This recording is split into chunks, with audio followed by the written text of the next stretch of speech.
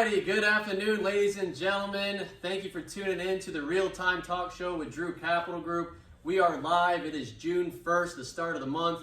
My co-host this afternoon, Tyler. Afternoon, everybody. All right, so we're happy to have you all tuned in, and like as always, let's just hop right into it. Let's go over the three topics that we'll be talking about here this afternoon. So again, we're gonna mention the S&P 500. We're gonna talk about some of the performances there. Like I mentioned, we like to use the S&P as our benchmark. Number two, we're going to talk about sector performances. So I'm going to outline the different sector ETFs and take a look at their performances individually. And lastly, we've been getting a lot of emails and requests on this topic. So number three, we're going to shed some light on the Secure Act. I know last week we covered some changes on the CARES Act.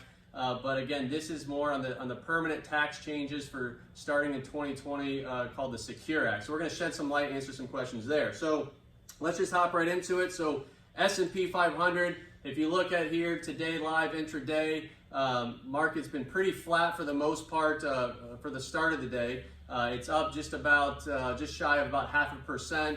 So again, we're not having a whole lot of movement like we've seen. So we'll see how this afternoon shakes down and how we end.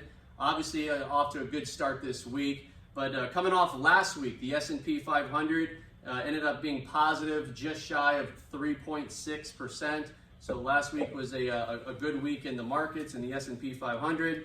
The month of May, okay, was just over 8%. So we had another great month as this market starts to bounce back from the big dip that we had.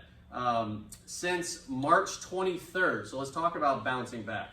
March 23rd was the low point, and we are up now about 36% on the S&P from that date. Okay, so we definitely have had a pretty quick snapback there. We still have a ways to go. Okay, we still have we're down 10% from the high point, which the high again was on February the 19th. So we do have some ways to go to get to the highs.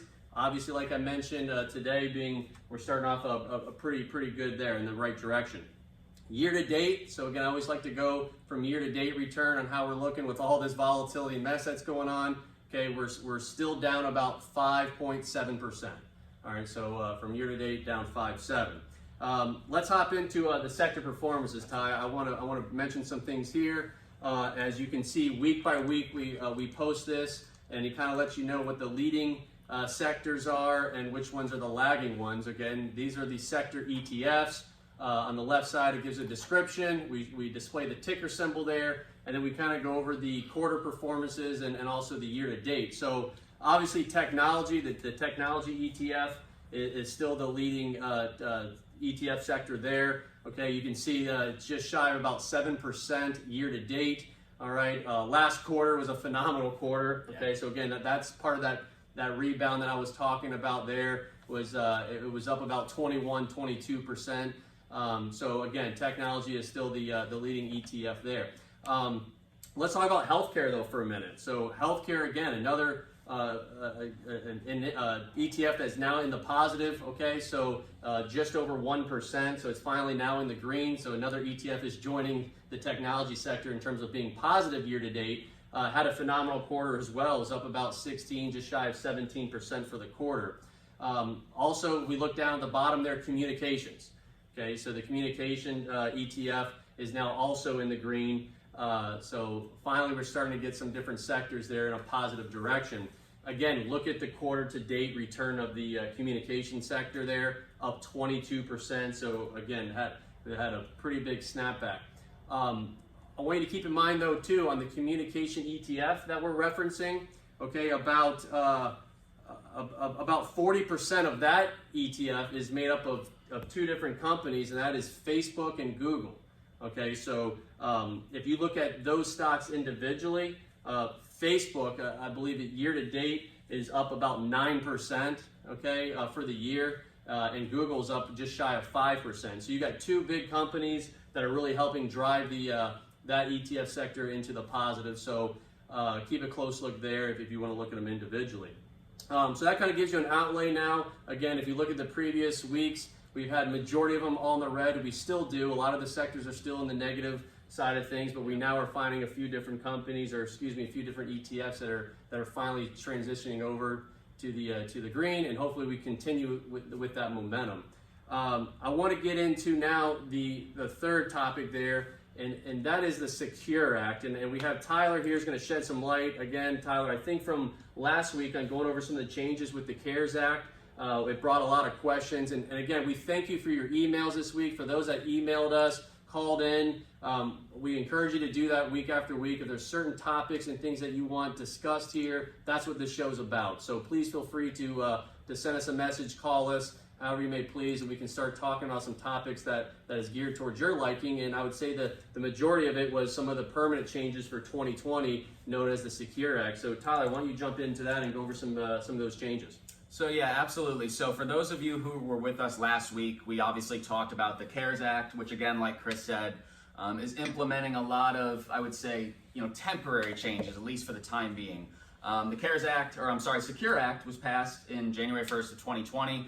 And this act is going to implement a lot of permanent changes. And Chris, I want you to chime in as much as possible because this is an important topic, and I want to make sure that I'm not missing anything. Absolutely. So you're going to see a couple of things that we're going to cover here. 72 is the new 70.5. So I'm sure many of us know that pesky 70.5 number, where you are required to take those required minimum distributions.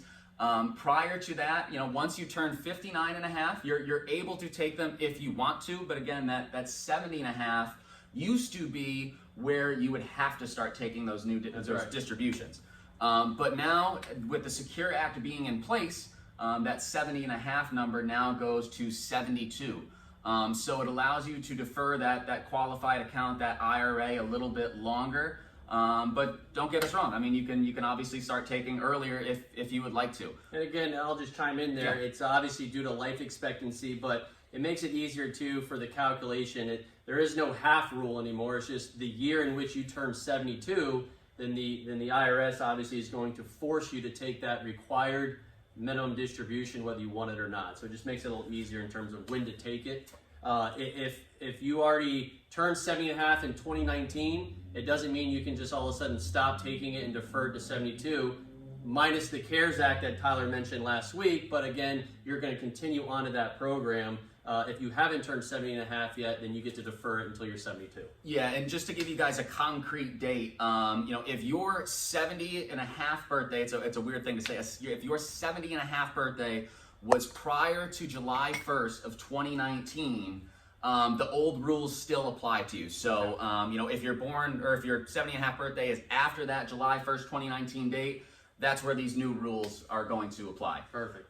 So the next change that we're going to kind of cover with this Secure Act, you can keep making contributions to your IRA. I believe that a traditional IRA account is one of the only accounts in which they put a limitation on, a point in time where you can make contributions to.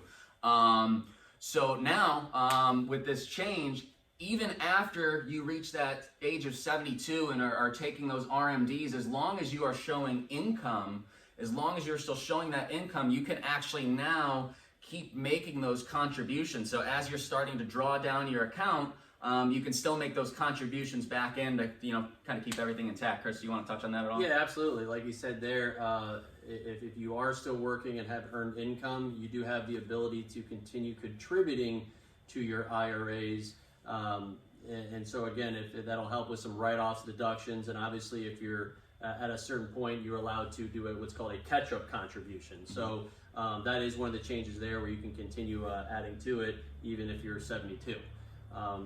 Why don't we pop down there, Tyler?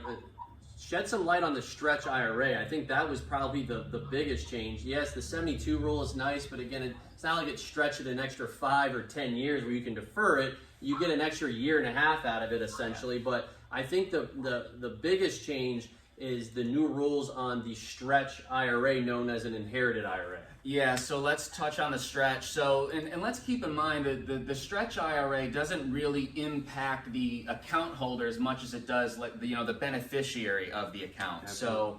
So prior to the Secure Act, the beneficiary of a traditional IRA was able to utilize what's called a stretch IRA, which essentially, as the beneficiary of an IRA account, you're still required to take those distributions. But the stretch IRA would allow the beneficiary to stretch those distributions out over a lifetime. So someone who's young in the accumulation phase of their life and doesn't necessarily need the income, it would allow them to really stretch it out and really use it as a really good way to avoid any sort of major tax implications as well. Well, sure, there'd be a separate chart known as the inherited IRA, distribution chart. And so even if they're under 59 and a half, they would be required just to take that distribution little by little, but again, have the ability to invest it and essentially stretch it out during their lifetime. And keep building that account up tax deferred, which is great. Yeah. So the major change, you'll see on the screen there, it says the stretch IRA is dead. So now the stretch IRA is no longer a thing. So I guess, I don't know if there's a technical term for it, but the 10-year rule.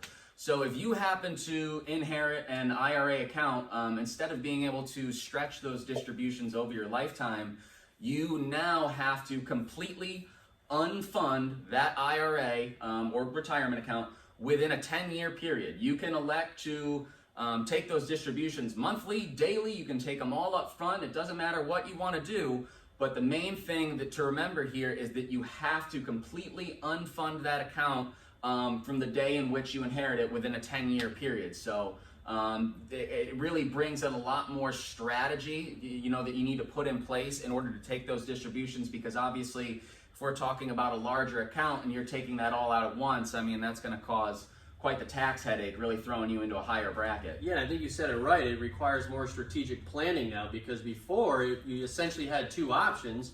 If you're inheriting an IRA, you just either cash it all in and pay the taxes, or just utilize the stretch, and then you were told exactly what you have to take year by year, where now it has some flexibilities to it, but the time frame is much shorter. So yes, you can take little by little, you can defer the whole thing for 10 years, but on that 10-year mark, you have to completely fund whatever's left out of there. And so you can imagine, Tyler, if you defer that for 10 years and then take a lump sum distribution, it really could put them in an unfavorable taxable situation just because of the large distribution that may happen. And especially, if you're still working, accumulating assets and accumulating income, you may already be in a higher tax bracket. So you definitely have to be now proactive and start planning for those. So if you are planning on leaving IRA money behind to your beneficiaries, your loved ones, kids, whoever, it's not as easy now as just leaving it behind. Yeah. You might want to meet with your advisor, meet with us, and talk about some strategies you can implement to maximize what you do leave behind. Yeah, and just to reference, if anyone wants to follow along, my apologies for not mentioning this earlier, you can find exactly the information that we're reading off of right on our page, drewcapital.com. Go ahead and go to resources right in the top, and then if you select the retirement tab, you'll be able to find a whole document on the Secure Act and listing all the little details and intricacies that we're maybe not be able to cover during this time. As with anything else, there are exceptions to the rules, and Chris, I'd really like for you to add in case I miss anything, but the exceptions to these rules, or in terms of exceptions to the beneficiaries, they are called eligible designated beneficiaries. So if you are, a spouse as a beneficiary of an IRA, a disabled beneficiary, or a chronically ill beneficiary, these rules don't necessarily apply. Obviously, there's a little bit more to it, which we encourage that you read up on it, and we're here to help as well. Yeah, but a simple example would be your spouse. If you assign your spouse, obviously, as your beneficiary on your qualified accounts, being your IRAs, then obviously they then would be able just to transition the IRA and make it theirs. They're not having to distribute the IRA over a 10-year period. So really that applies to non-spousal beneficiaries, or some of those exemptions like Tyler mentioned, where the rule is basically, it doesn't apply where you have to take it. So again, like Tyler mentioned, feel free to visit our website. We post articles, we post these documents of this information, really outlaying exactly what we're talking about. Yeah, so let's dive into the last bullet point there. So the Roth got more attractive. So to put it very simplistic, a Roth versus a traditional IRA. Traditional IRA is going to be pre-tax money, where a Roth IRA, you've already paid taxes on the money going in. Now, don't get confused. So this 10-year unfunding rule still applies to a Roth IRA. But here's the catch. So obviously, a traditional IRA is going in pre-tax money. It's growing tax deferred, which means that when you take it out, you're going to have to pay the taxes on that money coming out. So it might be almost, I don't want to use the term detrimental, but unfavorable to defer that that IRA until that 10-year mark in which you have to unfund it. Sure. With the Roth, because that money is coming out tax-free to the beneficiary, it might be in their favor to go ahead and keep that money within the Roth and let it grow over that 10-year period, because ultimately the money's going to be coming out. Well, yeah, and I think why we say it's more attractive is not only does it offer tax-free benefits for you during your lifetime when you distribute money out of there, but again, it allows your beneficiaries that are inheriting that account, that Roth IRA, to also be tax-free for them. And now, being that 10-year rule, they have the ability to not take it at all. They can invest it, hopefully grow it, and then at that 10-year mark, then they can take out lump sum tax-free money that they then can invest and do whatever they want after that. So it does become, obviously, a more viable option for a beneficiary to inherit a Roth IRA as opposed to a traditional IRA. Yeah, so I think in a nutshell, with all these changes, it definitely adds that extra level of strategic planning that needs to go into a retirement plan, estate plan, not only for yourselves but also your beneficiaries, because these changes, these are big changes. Yeah, let's face it. Absolutely. So we're up to date on this stuff, folks, and again, feel free to email us, call us if you have questions on it pertains to your finances, your financial situation, and ways we can maximize your investments to keep as much tax dollars in your pocket. But also, lastly, I'd like to mention another thing that we've been getting a lot of questions on is it a good time to convert your IRA to a Roth? Okay, so that's been a pretty hot topic now due to these changes, and obviously with the market being down a little bit, we can definitely shed some light there. We can run some illustrations, run some proposals, and say, okay, at what point do you catch up, and does it make sense for you to start transition either all or part of your IRA money to Roth money? So, yeah. Again, and we might here in the next week or so, we might have a seminar, webinar specifically about Roth conversions, so we can shed some light on there. So again, if you're interested in that topic and that's something that applies to you here and you're listening into the show, feel free to email us, call us. So if we get enough emails and attraction on that, we can definitely gear a show towards Roth conversions. But yeah, Tyler, I appreciate you mentioning that there. As always, here, folks, we're here for you every Monday. We'll have new topics, updated information on what's going on in our market, our economy. Like I mentioned, please feel free to message us about new topics that you'd like to hear about. We really appreciate your time, and we look forward to seeing you next week. Absolutely. Everybody take care. Be safe out there. We look forward to seeing you next Monday.